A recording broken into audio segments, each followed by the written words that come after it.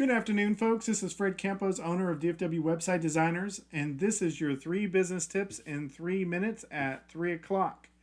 It is a wonderful January the 22nd. This is episode number 87 of our 3 at 3. And today we're going to talk about something we've all done a lot of experience with, and that lately, thanks to COVID, has been online meetings. Now, since March, I have been involved in more virtual meetings. You could count them from Zoom to Slack to WebEx, whatnots. Yesterday alone, I had 5 different online meetings. So I thought we might talk about it from a business perspective of how we're going to conduct business and do business and sell business through online meetings. Because I do believe we'll return to face-to-face meetings once this vaccine rolls out a little bit more thoroughly. But I also think that virtual meetings are now going to become a part of our daily routine. So we ought to put some good parameters and focus in on some tips to really make those shine and do better with that.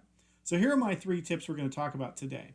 Your meetings need to be short, they need to have a clear agenda, and you need to turn on your camera. So let's talk about short. Meetings need to be like public speaking. There are 2 rules of public speaking, and since I learned these rules, they always made me laugh, but they also really emphasize the importance of online meetings. They have to be short. So the rules are: be brief, baby, be brief. That's the 5 B's of public speaking. And I was always told you have a good beginning and a good ending, and you keep them as close together as possible.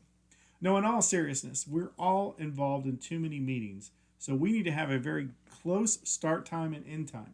For me, I'm trying to have 15-minute meetings tops and maybe stretch it out to 30, but really trying to start them on time, make them very short, and that's my very first tip for you is keep them short, keep them short, keep them short.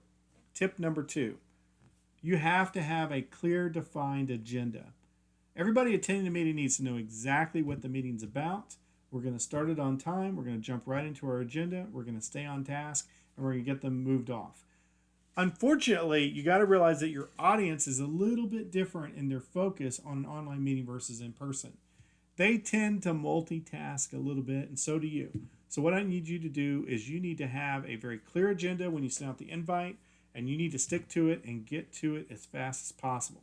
Number 3, you need to turn on your camera. You're trying to sell, you're trying to relate, you're trying to service on a people-to-people basis.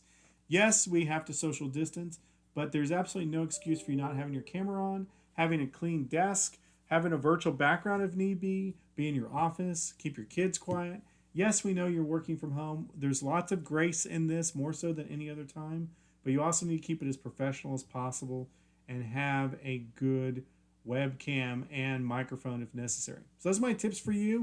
A few little tips. I'm preaching to myself as well.